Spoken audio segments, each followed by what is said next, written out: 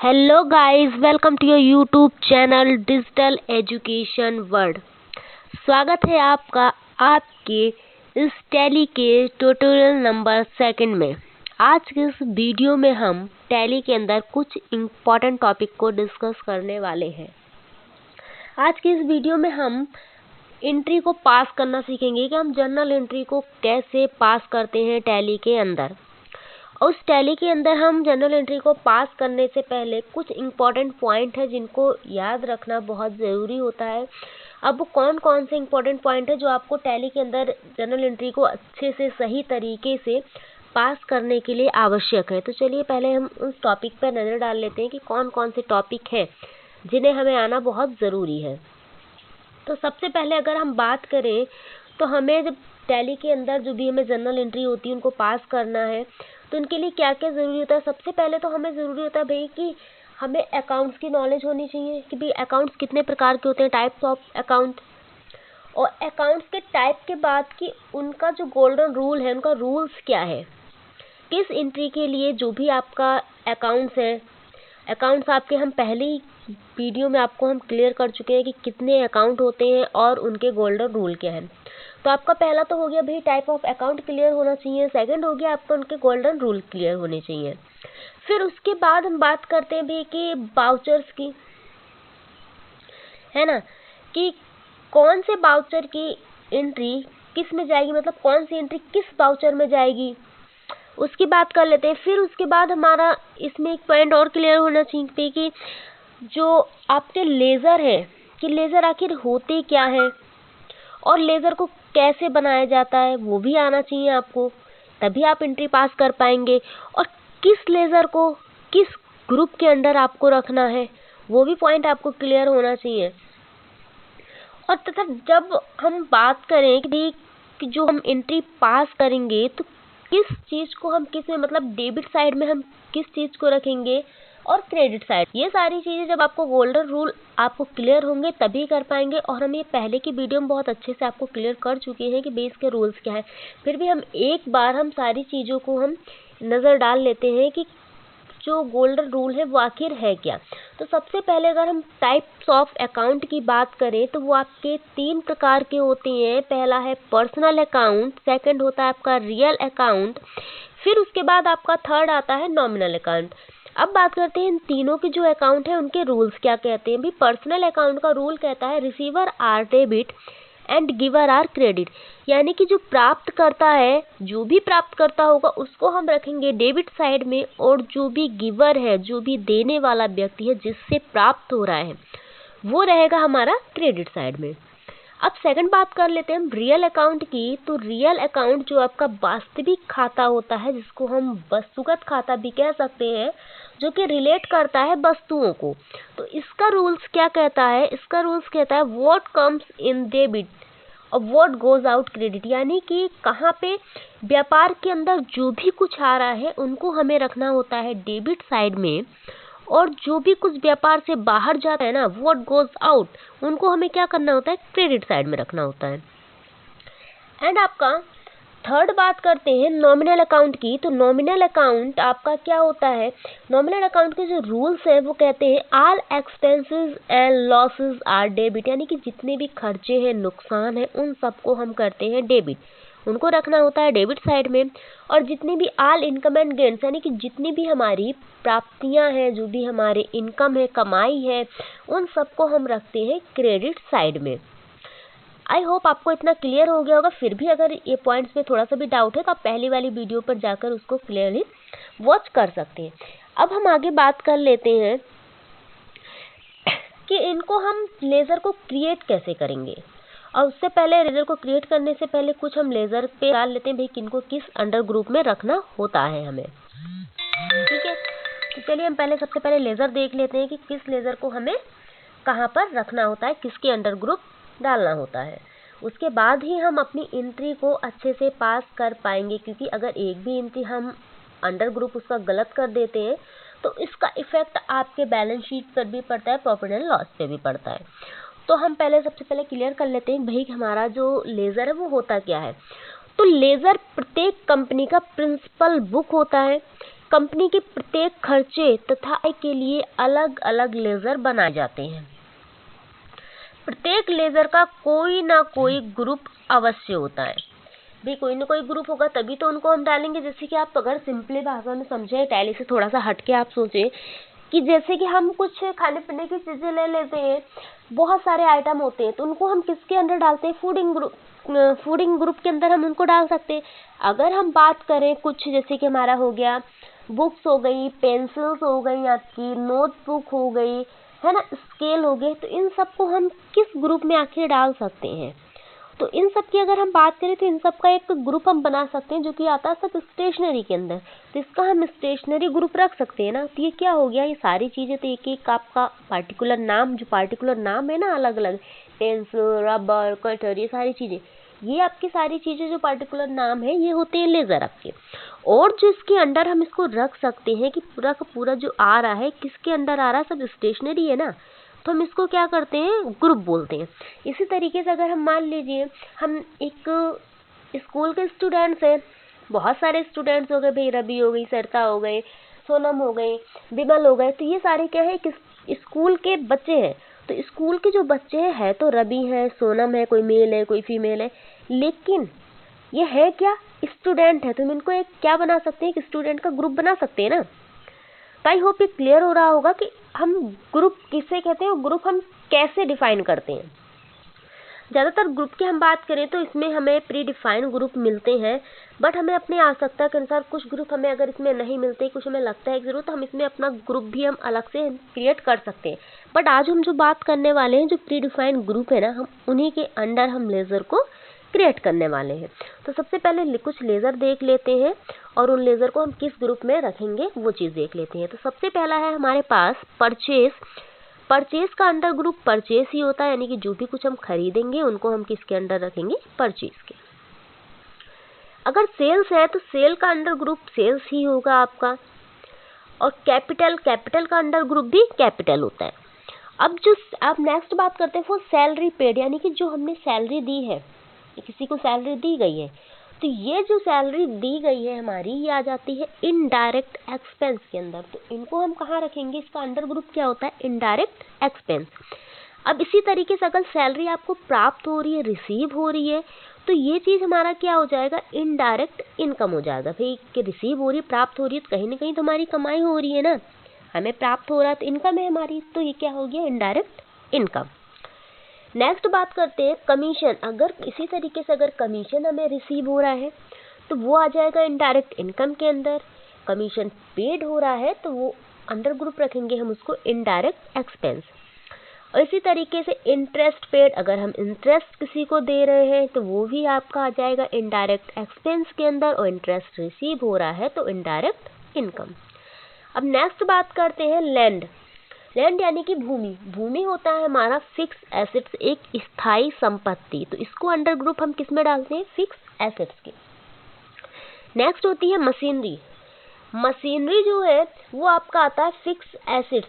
हाँ, कभी current assets भी हो सकता है, बट आपको जब ये चीज़ क्लियर हो कि उसको आपने बेचने के उद्देश्य से, जो आपकी मशीनरी है वो बेचने के उद्देश्य से खरीदी गई हो, तो वो फिक्स आपका करंट एसेट्स में हम उसको डाल सकते हैं।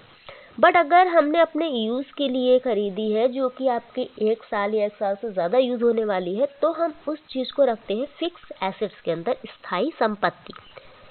ठीक है। नेक्स्ट बात करते हैं कमीशन पेबल। कमीशन पेबल का मतलब होता है कि कमीशन जो हम देने वाले हैं, यानी कि दे है, अभी हमने दिया नहीं है बट आने वाले समय में एक क्लियर है हमें वो चीज़ हमें देनी है, अभी उसकी डेट नहीं आई है। मान लीजिए हमें हर महीने हम किसी को 15 तारीख को हमें कमीशन पे करना होता है।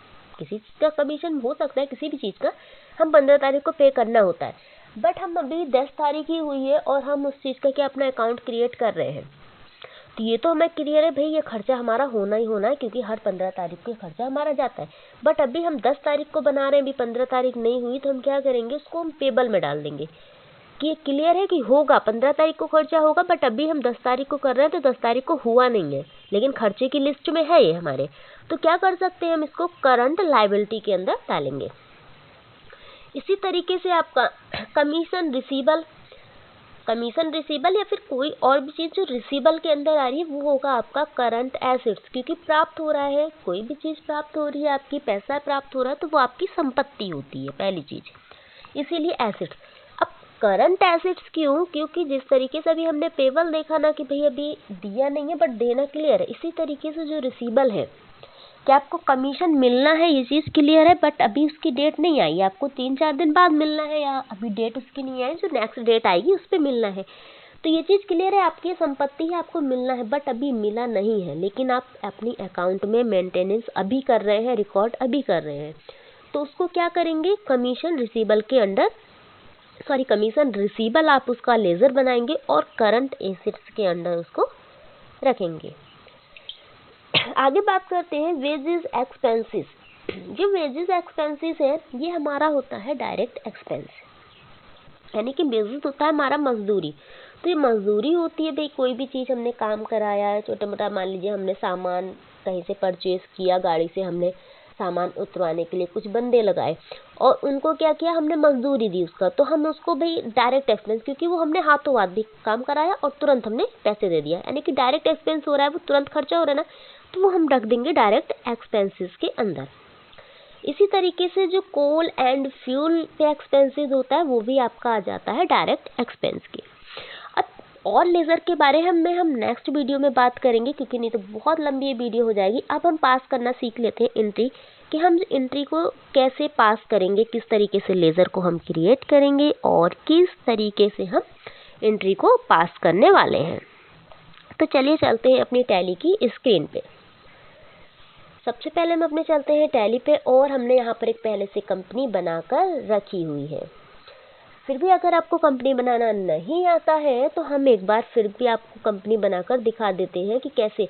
सबसे पहले हम अभी गेटवे और टैली पर हैं। यहाँ पर क्या करना है, देखिए यहाँ पर एक शट कंपनी का ऑप्शन आ रहा है ना, यहाँ पर हम शट कंपनी पे क्लिक करेंगे तो कंपनी इन्फो एक विंडो खुलकर आएगी कंपनी इन्फो का। वहाँ पर हम क्या करेंगे, वहाँ पर जाएंगे हम थर्ड ऑप्शन यानी क्रिएट कंपनी पे, क्रिएट कंपनी पे जाएंगे और उस पर हम क्लिक करेंगे तो यहाँ मांग रहा है नेम। तो जैसे ही नेम मांग रहा है यहाँ पर हम अपनी कंपनी का नाम दे देंगे। तो यहाँ पर कोई भी हम कंपनी दे सकते हैं, बट यहाँ पर अभी हम सिंपली दे देते हैं माई कंपनी नाम से हम बना ले रहे हैं। ये हमने यहाँ पे बना लिया माई कंपनी नाम से, और कंट्री का नाम दे देंगे भी किस देश की वो कंट्री, मतलब किस देश की कंपनी है, कहाँ पर है वो कंपनी। इंडिया में है इंडिया में, और किसी कंट्री में है तो और किसी कंट्री में। तो हम अभी इंडिया चॉइस कर लेते हैं, यहाँ पर इंडिया सेलेक्ट कर लिया। स्टेट कौन सा है, यूपी, उत्तराखंड, आपका कुछ भी जो भी होगा आपका स्टेट वो आप चूज़ कर लीजिएगा। स्टेट चूज़ कर लिया, पिन कोड आप डाल दीजिएगा यहाँ पर, जो भी आपका कंपनी का फ़ोन नंबर हो, मोबाइल नंबर हो, ईमेल एड्रेस, उसकी वेबसाइट अगर कोई है तो आप डाल सकते हैं। और यहाँ पर देखिए फाइनेंशियल ईयर बिगिंस फ्रॉम पूछ रहा है कि फाइनेंशियल ईयर, तो हम फाइनेंशियल ईयर हमेशा इसमें हम चेंजिंग नहीं करेंगे। फाइनेंशियल ईयर हमेशा 1 अप्रैल से ही स्टार्ट होता है, ये चीज़ याद रखिएगा। और जो हम बात करें यहाँ पे जो दे रहा है 2022, तो ये आपका जो करंट ईयर चल रहा है ना उसके अकॉर्डिंग ऑटोमेटिकली चेंज हो जाता है। तो यहाँ पर हमें कुछ नहीं करना है। बुक्स बिगनिंग फ्रॉम में हम वह डेट लिखते हैं जिस डेट से हमारे कंपनी के अंदर लेन देन शुरू होता है।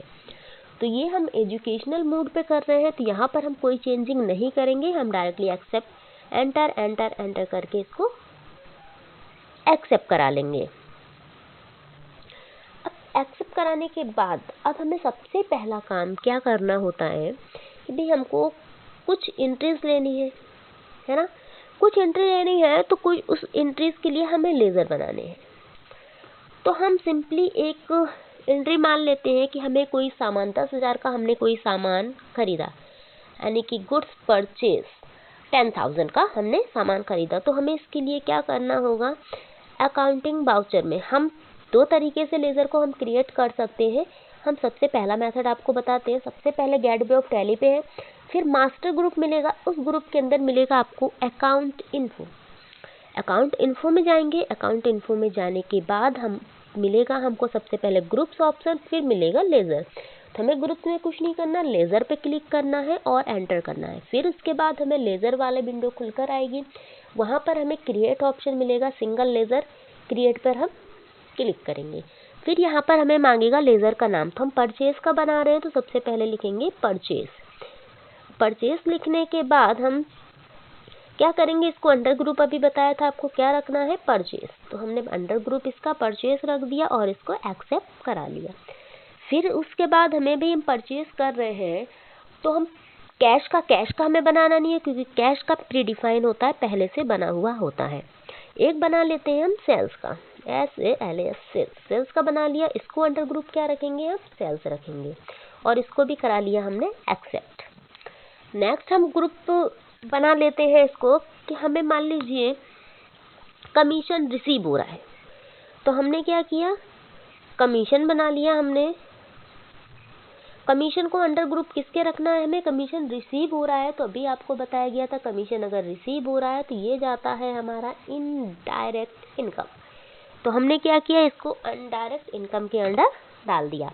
अब इनडायरेक्ट इनकम में डालने के बाद अब हम इसको एक्सेप्ट करा लेते हैं और नेक्स्ट हम बना लेते हैं इंटरेस्ट का। इंटरेस्ट कर रहे हैं हम पे, तो इंटरेस्ट पेड कैसे बनाएंगे, नेम में लिखेंगे इंटरेस्ट और इंटरेस्ट लिखने के बाद पूछ रहा है अंडर, यानी कि अंडर ग्रुप क्या रखेंगे इंटरेस्ट का, तो पे कर रहे हैं तो इनडायरेक्ट हम एक्सपेंस रखेंगे। तो हमने सिंपली 2-4 यहाँ पर लेज़र क्रिएट कर लिए हैं। अब हम इसको अप्लाई करके देख लेते हैं कि किस तरीके से हमें अप्लाई करना है। तो हम एस्केप की का यूज़ करेंगे और एस्केप की का यूज़ करते हुए हम जाएंगे बैक। यहाँ पर जाने के बाद फिर से आ जाएंगे हम अपनी गेटवे ऑफ टैली पे। अब गेटवे ऑफ टैली पे आने के बाद आपको देखिए यहाँ पर जैसे मास्टर ग्रुप था, इसके नीचे आपको मिलेगा ट्रांजैक्शन के पे जैसे ही जाएंगे यहाँ पर आपको मिलेगा अकाउंटिंग वाउचर। अकाउंटिंग वाउचर पे जाने के बाद आपको यहाँ पर करना है एंटर करने के बाद देखिए यहाँ पर किसकी एंट्री हम किस में करते हैं, ये चीज़ पहले जान लेते हैं कि भाई हमें किसकी एंट्री किस में करनी है, तभी तो हम कर पाएंगे। तो सबसे पहले अगर कोई रिसीप की एंट्री होती है, यानी कि कोई प्राप्ति हो रही है, हमें कुछ मिल रहा है, जो कैश मिल रहा है, पैसा मिल रहा है हमको, तो उसकी एंट्री हम करते हैं F6 में। उसके लिए कौन सी शॉर्टकट की प्रेस करते हैं, फंक्शन की F6। अगर हमें पेमेंट कर रहे हैं किसी भी चीज़ का, सैलरी, कमीशन, इंटरेस्ट, हम ये सब चीज़ें पे कर रहे हैं, तो उसकी हम एंट्री करते हैं F5 वाउचर में। किस वाउचर में करेंगे, F5 वाउचर में। इसके लिए शॉर्टकट की प्रेस करेंगे F5 और इसके बाद जो भी एंट्री आपका receipt, payment, sales, purchase, debit, credit note में नहीं आता ना, हम उन एंट्रीज को हम रखते हैं जनरल, यानी कि F7 में। और इसके बाद हम बात करते हैं सेल्स की, यानी कि जो भी हमने सामान बेचा है, जो बिक्री की एंट्री होती है, वो नॉर्मली जाती है F8 में। उसके लिए कौन सी शॉर्टकट की प्रेस करेंगे, F8। इसी तरीके से अगर कोई चीज़ हम परचेज कर रहे हैं, खरीद रहे हैं, तो उसकी एंट्री जाएगी आपकी F9 में। और अगर उधार की एंट्री होती है, उधार खरीदने की एंट्री हो रही है आपकी, तो वो उधार खरीदने की एंट्री जो होगी वो जाती है कंट्रोल प्लस F9, यानी कि डेबिट नोट में, जिसके लिए शॉर्टकट की क्या प्रेस करेंगे, कंट्रोल के साथ F9। इसी तरीके से अगर हम बात करें कि भाई जो भी हमने यहाँ पर सामान उधार खरीदा, बट उधार बेचा भी तो होगा किसी ने, तो जो भी उधार बेचने की एंट्री होती है ना, वो हम करते हैं कंट्रोल प्लस F8, यानी कि क्रेडिट नोट के अंदर। तो आई होप ये क्लियर हो गया होगा कि भाई हम किसकी एंट्री कहाँ करते हैं, किस वाउचर की एंट्री किस में जाएगी। रिसीप की एंट्री F6 में, पेमेंट की एंट्री F5 में, जर्नल जो एंट्री होगी F7, सेल्स की होगी F8, परचेज की F9, debit note control plus F9, credit note control plus F8। अब चलिए फटाफट हम एंट्री पास करके यहाँ पर देख लेते हैं। तो सबसे पहले क्या करना है, हम सबसे पहले परचेज कर लेते हैं। तो इसके लिए कौन सी की प्रेस करनी होगी, F9 प्रेस किया हमने और कीबोर्ड से हम इसको करेंगे कंट्रोल V करा, सिंपली डेबिट के मोड में आ गया। अब हमें क्या करना है, यहाँ पर कुछ नहीं करना है, सप्लायर इनवॉइस नंबर में कोई भी नंबर एक वन डाल दीजिए यहाँ पर। अभी हमें यहाँ पर कुछ नहीं करना है, नॉर्मली अभी हम सिंपल एंट्री सीख रहे हैं। तो परचेज मांग रहा है, सबसे पहले देखिए क्रेडिट का ऑप्शन आ रहा है। तो जो परचेज की एंट्री बनती है रूल्स के अकॉर्डिंग क्या बनेगी, what comes in debit what goes out credit. तो आपका परचेज क्या हो रहा है, purchase account debit to cash बनेगी इसकी एंट्री। तो फिर सबसे पहले क्रेडिट मांग रहा है, तो क्रेडिट में लिखेंगे हम कैश लिख लिया हमने। अब हमें यहाँ पे कुछ नहीं करना है। कैश कितने का, मान लीजिए हमने 5000 का सामान खरीदा है, तो हम इसको एंटर करेंगे। एंटर करने के बाद हम यहाँ पर डेबिट साइड में लिखेंगे परचेस। अगर आपको यहाँ पर क्लियर नहीं हो रहा है भाई कि हमें कैसे हम इस एंट्री को कर रहे हैं, तो आप फर्स्ट वाली वीडियो में जाकर अच्छे से रूल को रीड कर लीजिएगा, उसको अच्छे से वीडियोस को देख लीजिएगा। तो आपको जहाँ ये रूल्स क्लियर हो जाएंगे ना, तो एंट्री पे बहुत इजीली समझ में आ जाएगी कि किसको हमें डेबिट में रखना है, किसको क्रेडिट में रखना है। ठीक है, तो यहाँ पर हमने इसको कुछ नहीं किया। अब हमने लिखने के बाद एक्सेप्ट करा लिया। अब हम नेक्स्ट एंट्री ले लेते हैं हम पेमेंट की। पेमेंट में हम क्या करने वाले हैं, हम कमीशन को हम पे करते हैं। कमीशन हमने पे किया, हम कमीशन मान लीजिए हम 2000 रुपये पे कर रहे हैं, तो हमने कमीशन लिख लिया डेबिट में। और क्रेडिट में क्या होगा, कैश। क्रेडिट में कैश लिख दिया, फिर एंटर एंटर एंटर करके हमने एक्सेप्ट करा लेंगे। हम इसको हमने एक्सेप्ट करा लिया। अब हम तीसरी एंट्री पे अपने चलते हैं। यहाँ पर तीसरी एंट्री है, हम यहाँ पर रिसीव कर लेते हैं भी प्राप्त हो रहा है। अब रिसीव की एंट्री क्या बनती है कि जो भी कुछ आ रहा है वो आपका क्या होगा, डेबिट। जो जा रहा है वो क्रेडिट, यानी कि आपको कैश मिल रहा है तो कैश अकाउंट डेबिट हो जाएगा। हम 5000 रिसीव कर लेते हैं। और किस पर्पज से मिल रहा है, मान लीजिए हमको इंटरेस्ट रिसीव हो रहा है, तो हमने इंटरेस्ट कर लिया। और यहाँ पर हमने कुछ नहीं किया, एक्सेप्ट करा लिया। और इसी तरीके से हम कर लेते हैं आगे सेल्स की एंट्री। सेल्स की एंट्री कैसे करेंगे, हम इसको हमने एक्सेप्ट करा लिया। एक्सेप्ट कराने के बाद हमें सेल्स की है, तो सेल्स की एंट्री देखिए किस तरीके से बनती है। सेल्स की एंट्री बनाने के लिए हमें क्या करना होगा, यहाँ पर हमें किसको किस साइड में रखना है। तो सेल्स आपका हमेशा याद रखिएगा क्रेडिट ही होता है, सेल्स कभी भी हमारा डेबिट नहीं होता। तो इसकी एंट्री बनेगी आपकी भाई cash account debit to sales. तो डेबिट साइड क्या आ रहा है, कैश अकाउंट डेबिट, यानी कि डेबिट में क्या आ रहा है, कैश। तो हम डेबिट में लिख देंगे कैश। और यहाँ पर हम अमाउंट जो भी होगा डाल देते हैं, 2000 रुपये हम डाल देते हैं यहाँ पर। और क्रेडिट पे क्या रखेंगे, हम सेल कर रहे हैं तो सेल्स को रखेंगे। और एंटर एंटर करके हम एक्सेप्ट करा लेंगे इसको। आई होप आपको अच्छे से समझ में आया होगा कि हमने लेज़र को कैसे बनाया और हमने एंट्री को कैसे पास की। नेक्स्ट वीडियो में हम इस एंट्री को और डीपली हम सीखेंगे, कुछ नई एंट्रीज के साथ, कुछ नए कॉन्सेप्ट के साथ। और जो हमने अभी simply purchase, sales, payment, receive की यूज़ करी है, फिर हम उसमें आपके आगे डेबिट क्रेडिट नोट का भी यूज़ करेंगे और जनरल वाउचर का भी यूज़ करेंगे।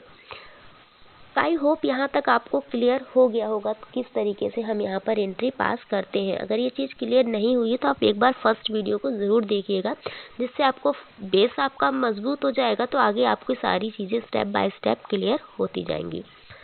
तो आज की वीडियो बस यहीं तक, मिलते हैं नेक्स्ट वीडियो में। Thanks for watching this video.